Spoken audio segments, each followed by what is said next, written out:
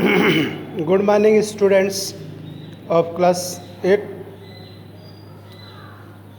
I am APS sir. I will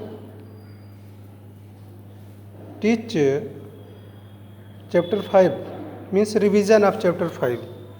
So, for the revision of chapter 5, first chapter means fifth chapter is, as you know, coal and petroleum. You know, in the coal and petroleum, first you should know what is coal. You have seen coal is a black material and which is obtained after digging the earth.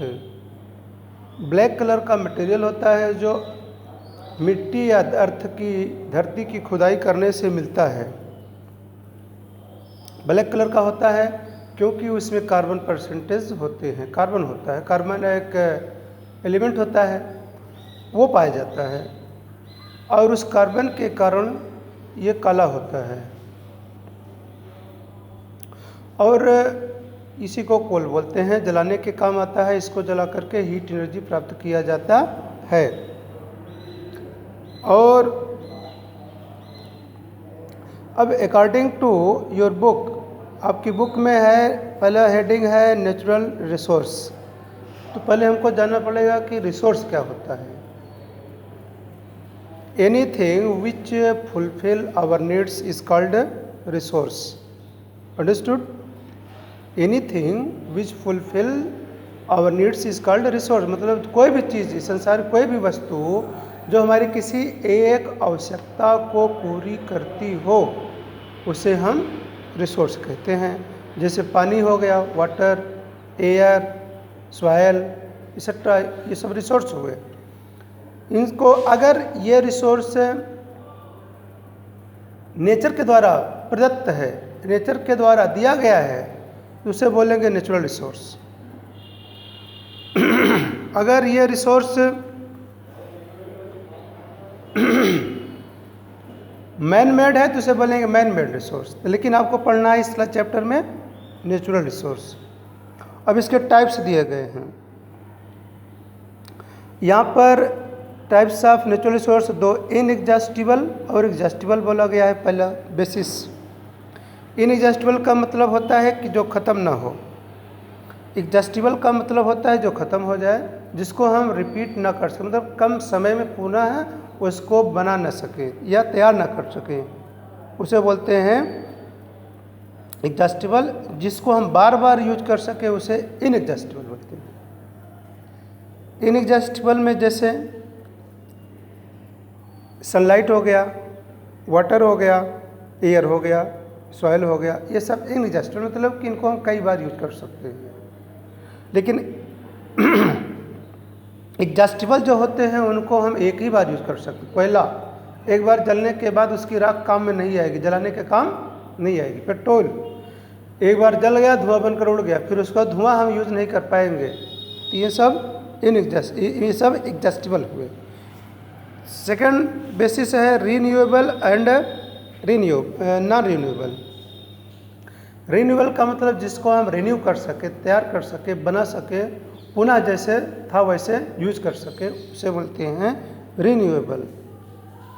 दूसरा non renewable. Non renewable का मतलब होता है कि जिसको हम पुनः use ना कर सके, उसको पहले जैसा न बना सके, उसे नॉन रिन्यूएबल बोलते हैं।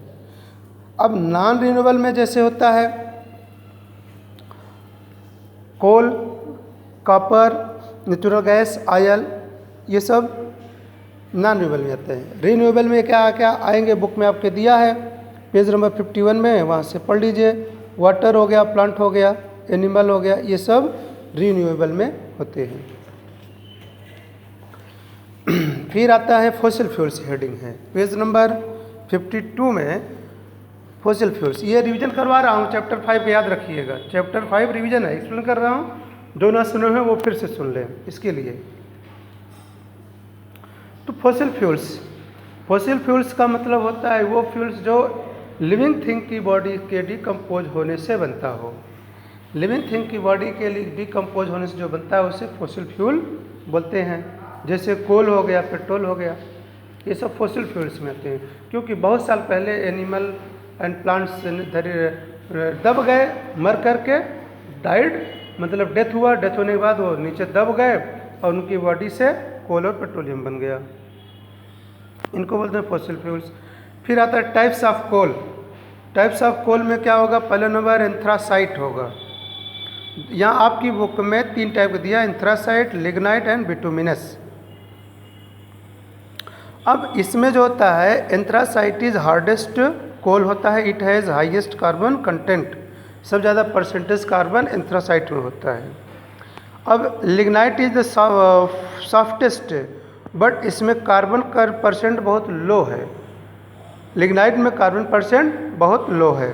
आता है bituminous, it is very hard, not very soft, middle का होता है, मीन्स एंथ्रासाइट और लिग्नाइट के बीच का होता है, और इसमें कार्बन कंटेंट भी दोनों के बीच में ही आता है। इन तीनों से हटकर एक पीट आता है, primary stage of the coal, उसमें कार्बन लगभग 40% के आसपास में होता है, उसे पीट बोलते हैं। तो 4 टाइप के कोल होते हैं। फिर आता है आपका formation of coal. Formation of coal, इसको हम नेक्स्ट वीडियो में आपको सेंड करेंगे। Thank you very much, may God bless you.